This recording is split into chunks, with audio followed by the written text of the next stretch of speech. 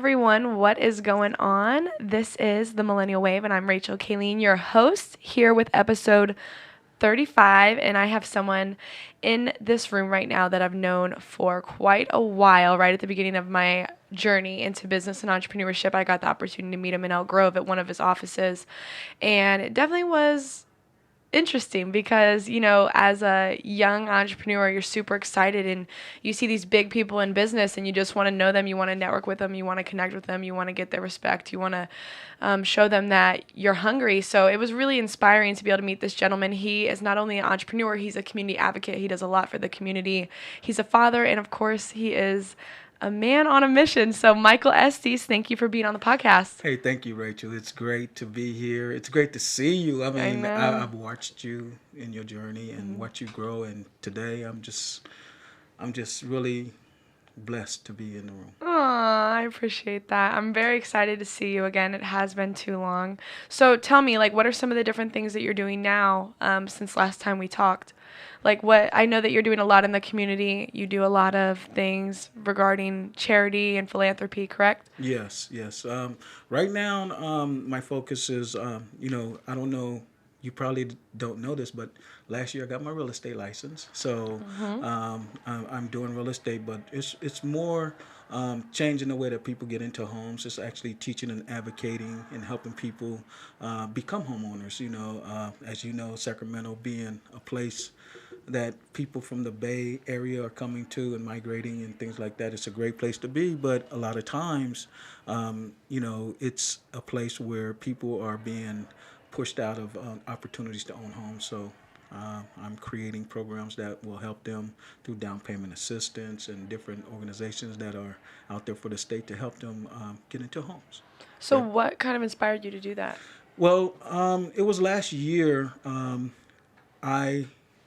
My nonprofit organization, which is Kavanaugh, we were flipping houses, and in the process of flipping houses, what I realized is that there were a lot of people out there that wanted to own houses but couldn't afford it, and it really bothered me because I saw these people moving into houses, but then I saw a lot of people not moving into houses.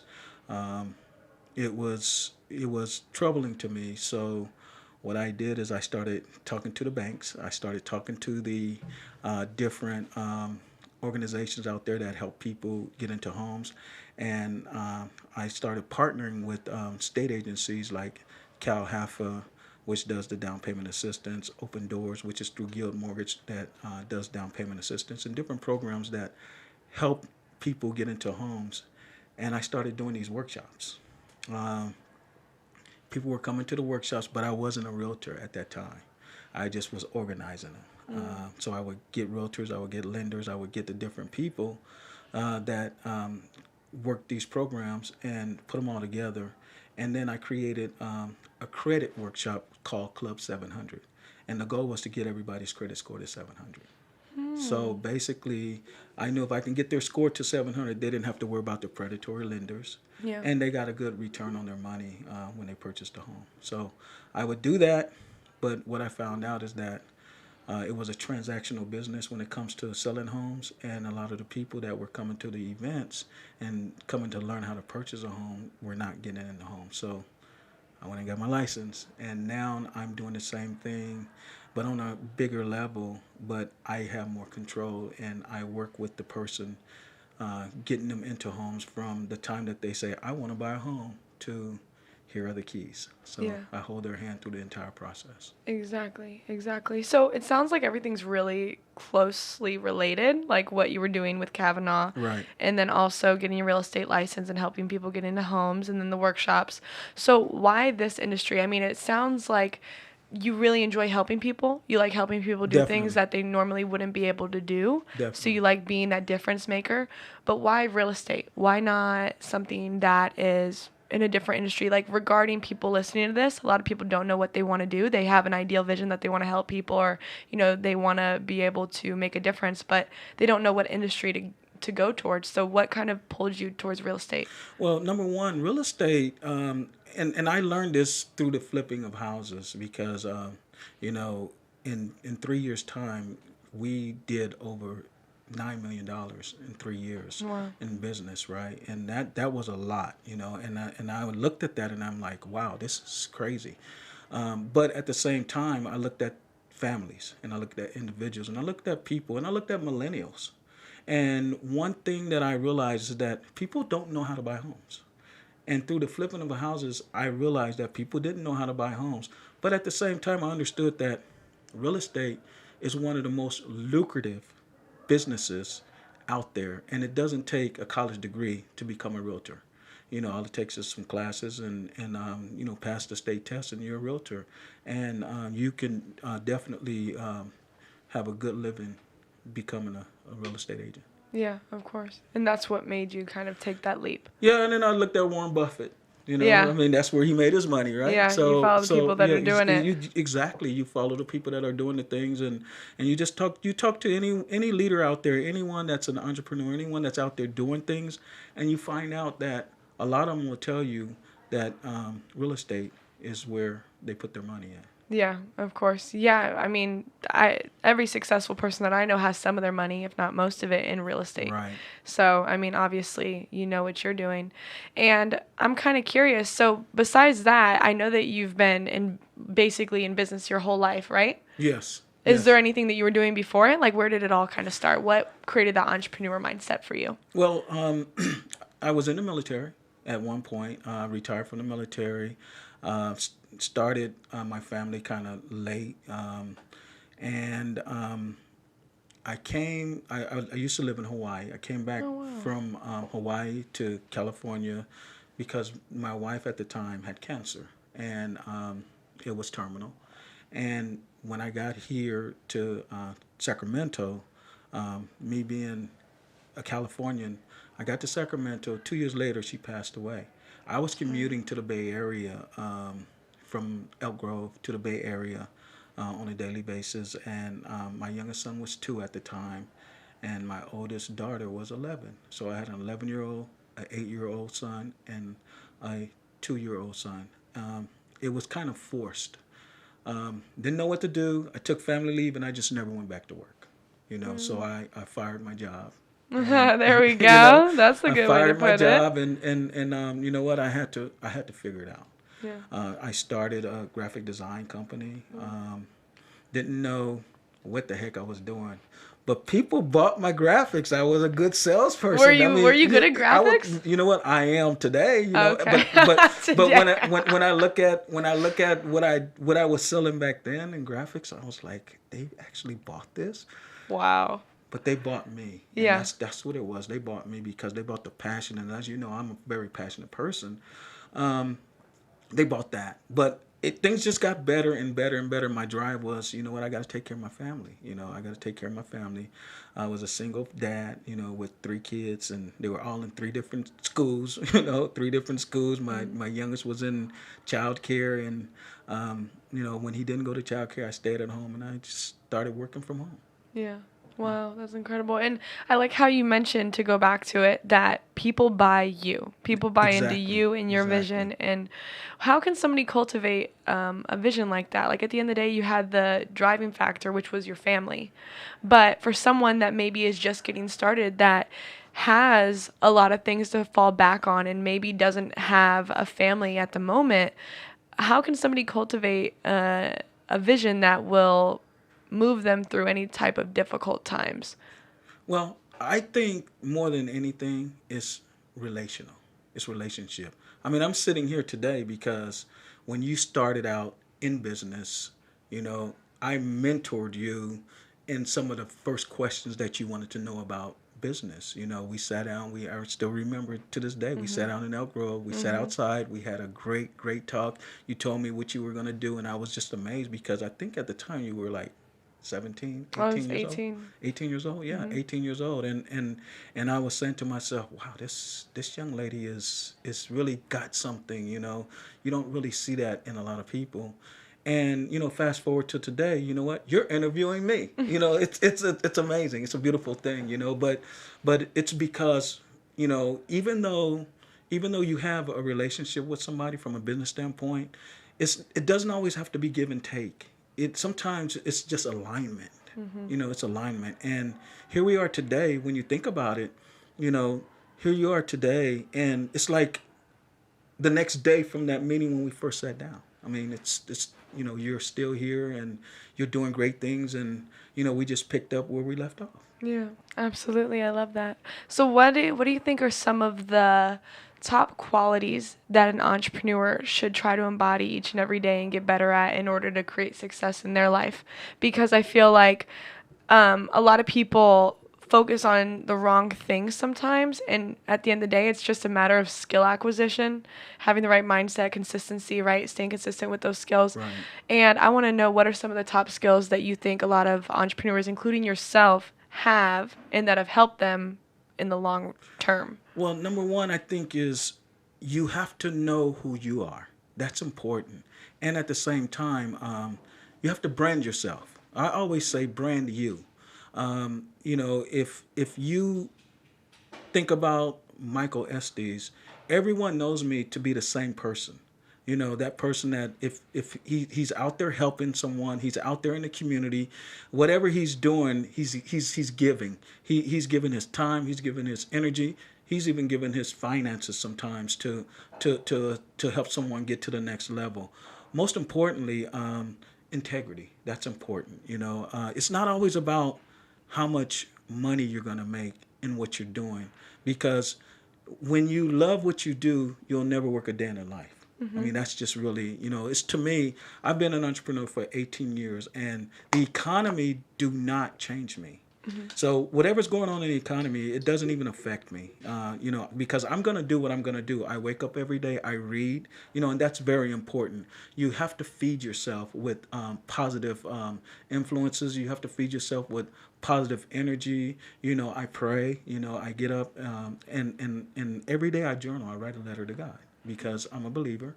And I just pour out my heart on, okay, this is what I'm going to do this week. This is what I'm going to do today. And to just give me that positive energy. Give me that positive, atmosphere so that when I walk out, that I attract what I'm seeking.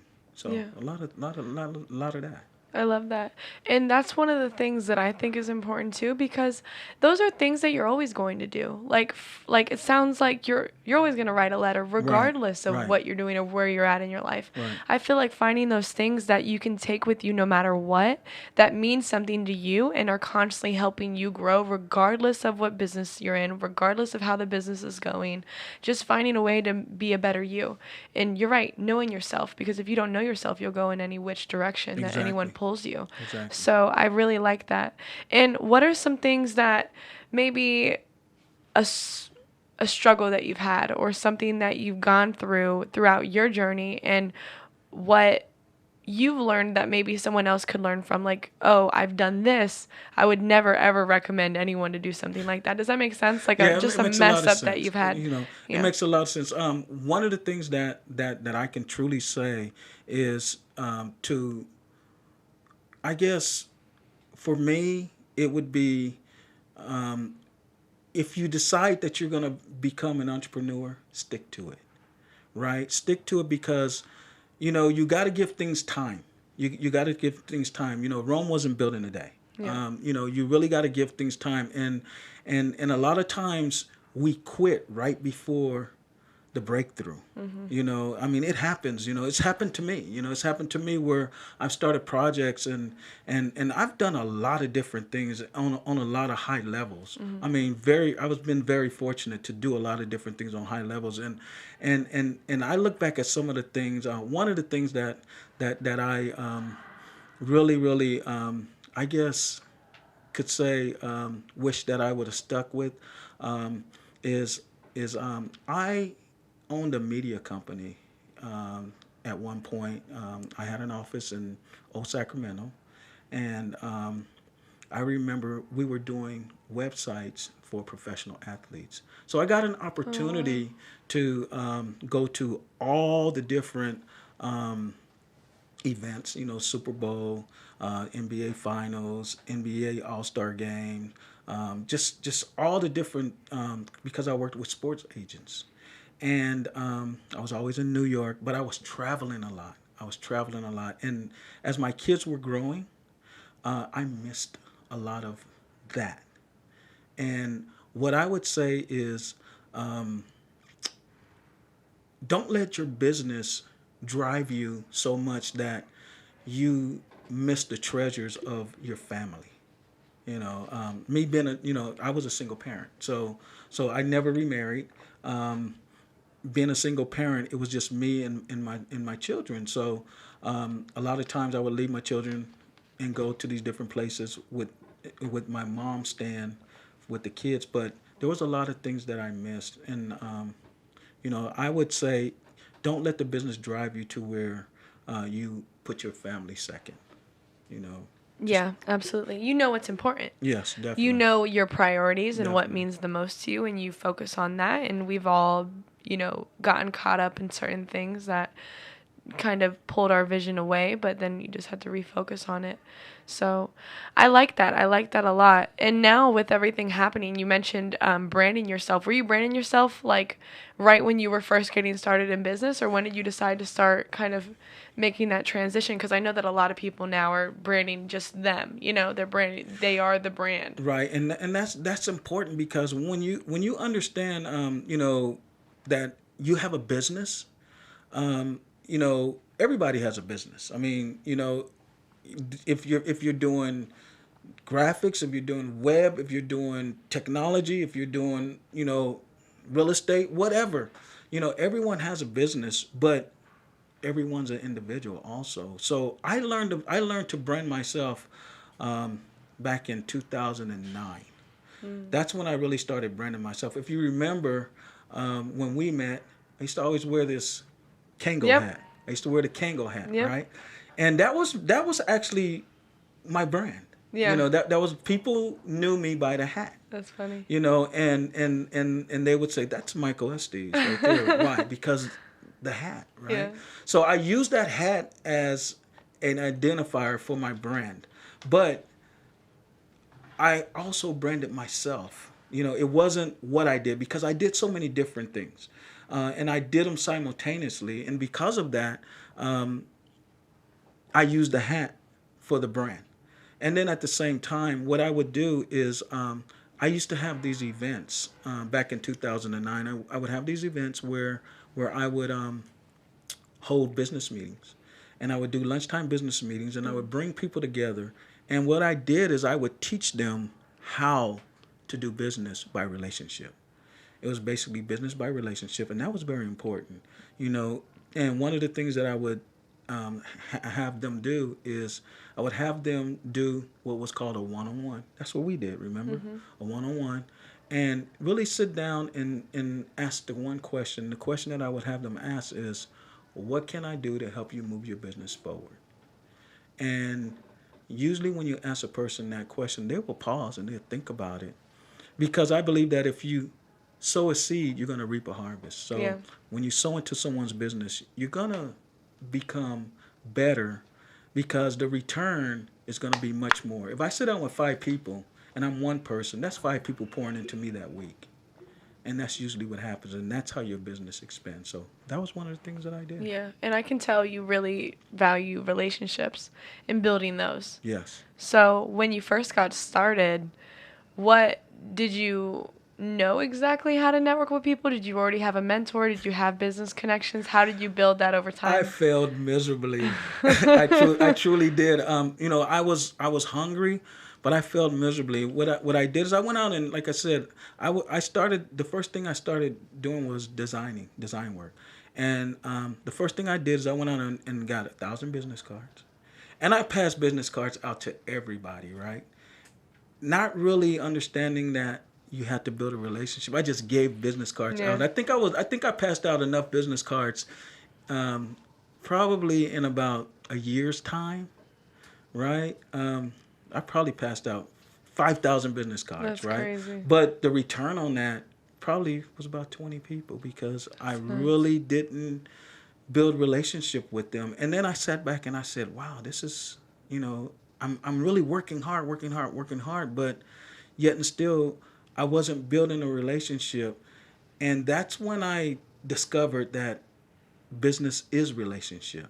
I was like I said, I was working building websites for professional athletes, and I remember going to New York City, and I was at a sports agents event in New York City. Actually, it was the year that LeBron James actually came into the NBA, and it was that great draft Wow. that year, right? And we were all in New York, and it was a great time there. But most importantly, I sat in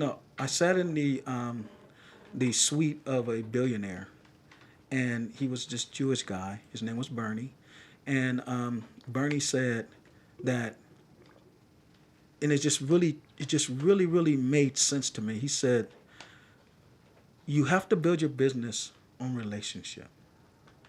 And we were all sitting at the table, and he said to me, he said, young man, he says, we Jewish know that before we let our business go outside the room, it goes around 7 times. So we circulate business with our people that we have relationship with 7 times before we let it go out. And I was like touched by that. I was like, wow, that's amazing. It's a Because, great concept. it really is. Because when you think about it, if you're circulating business 7 times before you even let it get outside of your circle, you can't be nothing but successful. Yeah. And it's by relationship. Yeah. That's a great number too, because don't they say that you need to contact somebody 7 times before they make a Seven is decision? a seven. Seven's like the number. Yes. Seven is a magic number. Yeah. It really is. Seven is is a lucky number. Yeah. But yeah, it's funny that he said that, but I never forgot that. I never forgot that, and from that point on, I built my business that way. Yeah. And I'm kind of curious because that's a great lesson that's clearly stuck with you all these years. When you first got started, that's like one of the main things that you learned or that you remember. What are some other key things that you've heard or learned along the way that have really stuck with you that have helped you up to this point? Or is there any certain person that's come in and helped? Well, you know what? One of the things that is very important is that you surround yourself with people that are better than you. A lot of times, we want to come into a room and we want to be the one that light up the room, right? Yeah. No. You want to go where you're intimidated because you have to learn to be comfortable being uncomfortable. In other words, you have to go into a room, and when I walk into a room, I don't want to be the one that everybody is drawn to. I want to be there searching for someone that I can glean off of, that I can learn from, and you go to places like that. Don't go where you're, the starring person. You go where you can grow. Yeah, exactly. It's funny. I heard a story because I follow Ty Lopez, and I like some of the concepts that he has. I've heard him do a talk at an event, and I really liked how he mentioned, I'm not an entrepreneur, I'm an investorpreneur. So he's always investing in new businesses, but he mentioned how he got to meet Elon Musk. Right. And he said that he was so excited to talk to Elon Musk that he had all of these questions that he wanted to ask him because he wanted to, get a couple nuggets from it. And Elon Musk ended up asking him some random question about like, oh, what do you think about this?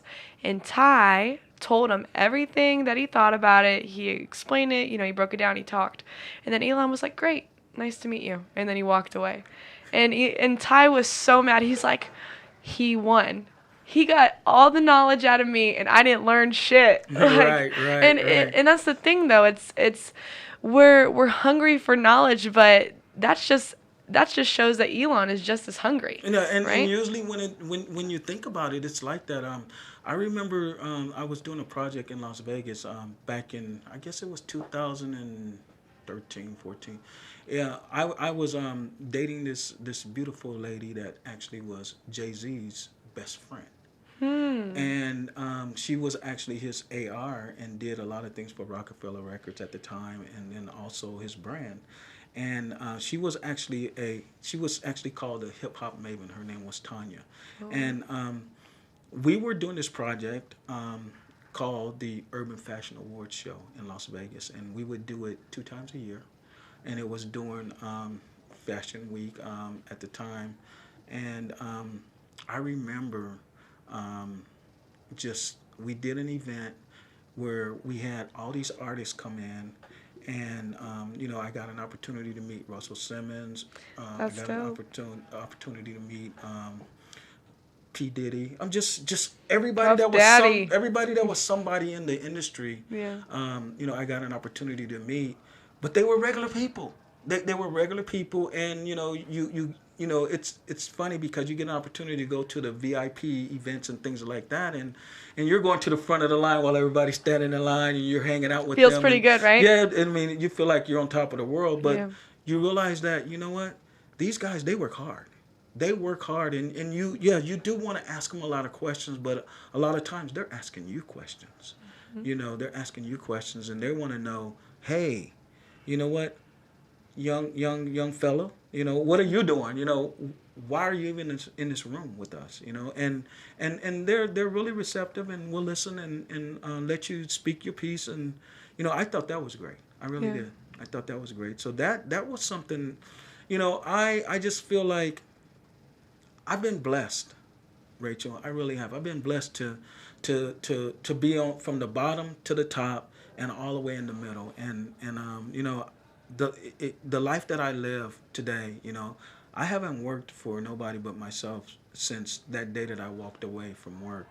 And it's funny. I put a post up, I think yesterday or day before, and it said in these words, you know what? I remember the day that I quit my job and I never looked back. And I haven't. Because when you think about it, every day, right, is just another day. It's just another day. So whatever you did yesterday, it don't even count anymore.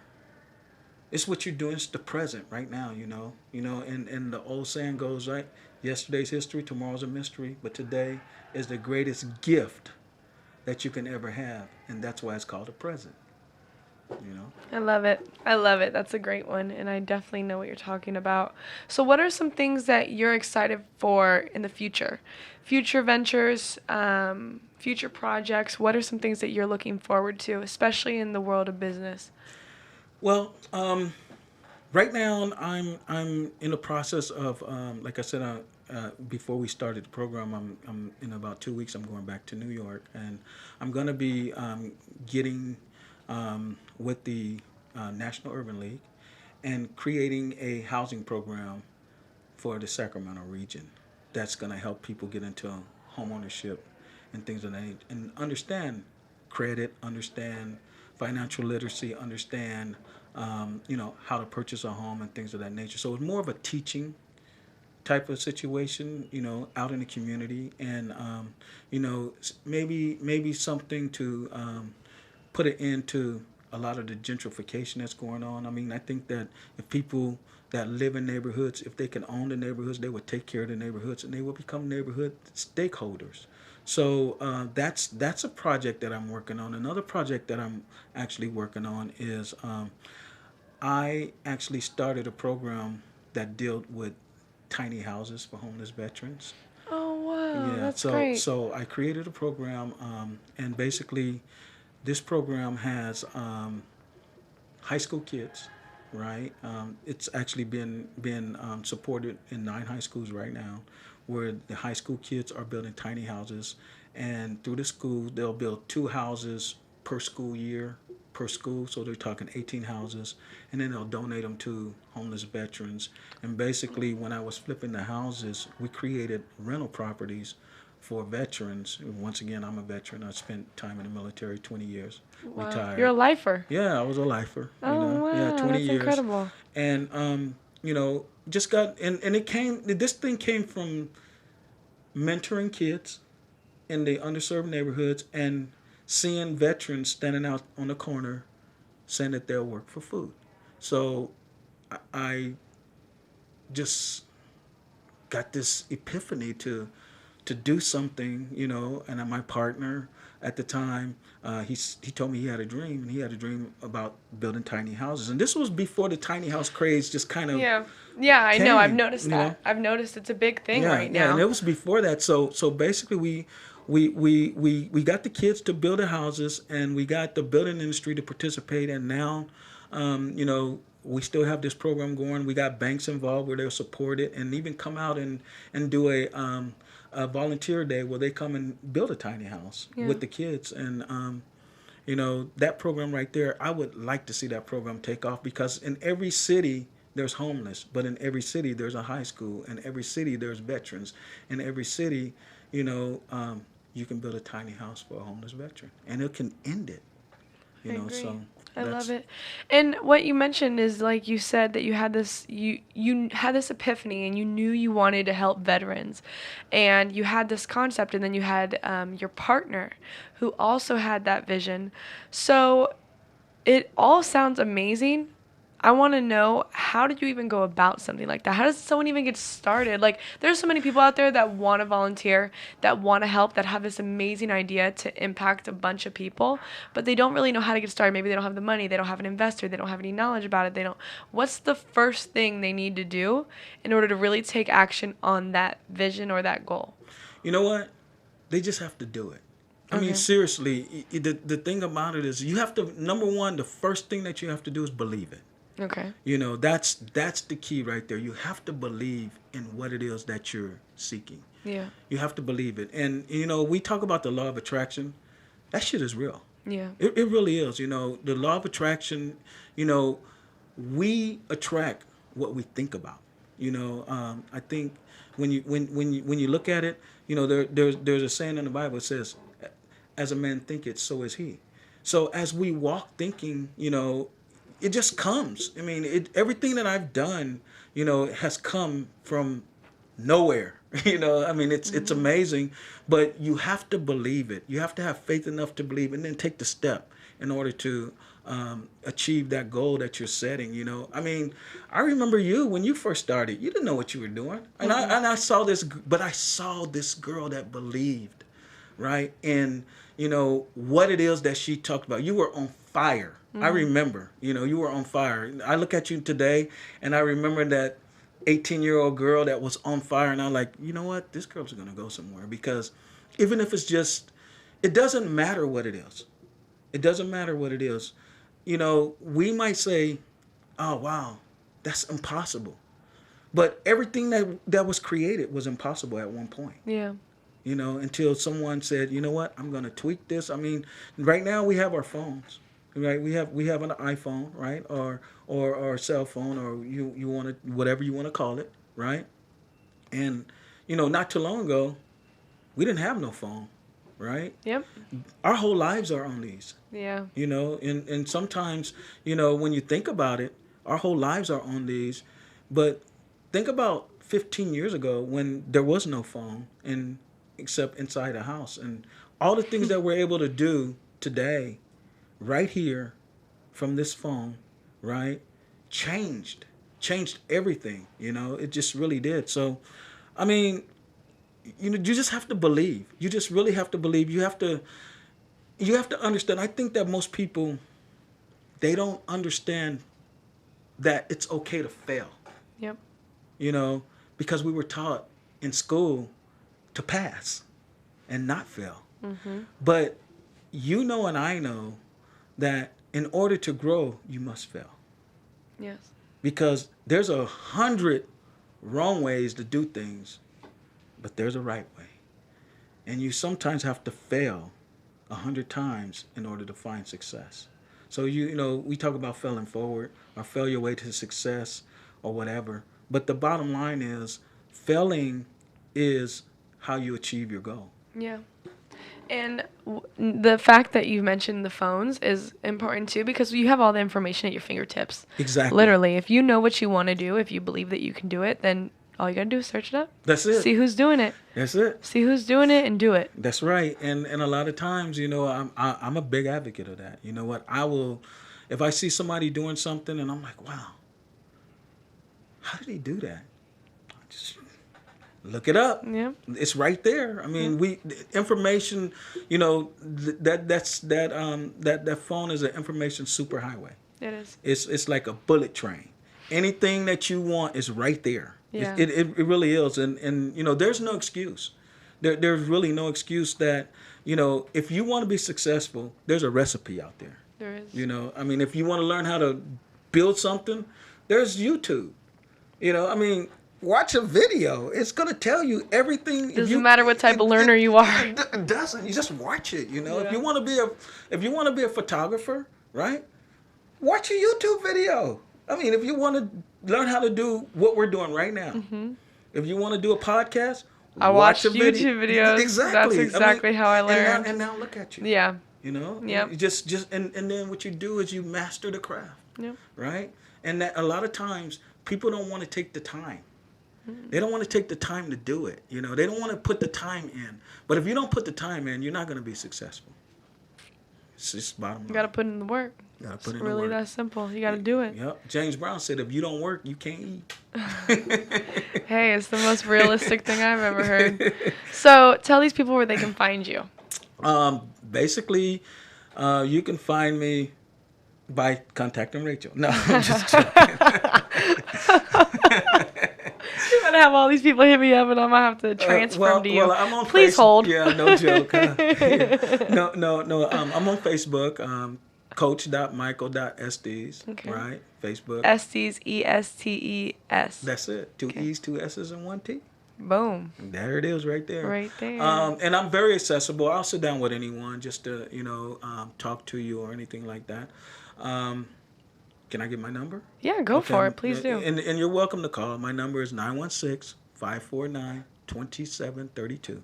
Wonderful. And you can reach me there. I'm always on Facebook. Always. Yeah. If you hit me up on Facebook, I usually get back with you in less than 5 minutes. Okay, I agree. Because I'm always on Facebook. And if I don't, then just call me. I'm on Instagram, coach.michael.estes, Instagram. That's pretty easy. Yeah, you're very accessible. Yeah. And that brought me to my last question, because you did mention that anyone could call you. But do you have any current opportunities right now with anything that you're doing for people to be able to work with you? Maybe you said that they can talk to you but get guidance from you, things of that nature. Anyone that's like super hungry like you were and looking for an opportunity? Well, yeah, definitely. I actually, and I didn't mention this, but I do coach. I'm a business coach and speaker. If someone wants some mentoring, I'll mentor them. I just want to see people become successful. My coaching business is Michael Estes Success Strategies. 90 days will transform your life. In 90 days, and just about everybody that I've coached, are successful today. I mean, right. I'm serious when I say this. I don't know one person that I've sat down and did one-on-one coaching that is not successful. I love it. That's powerful. Truth. Great. That's it. Love it. Awesome. All right. Thank you, Michael Estes. Episode 35. Okay, 35. That's the magic number. Thanks, guys, for tuning in, and we will see you on the next podcast.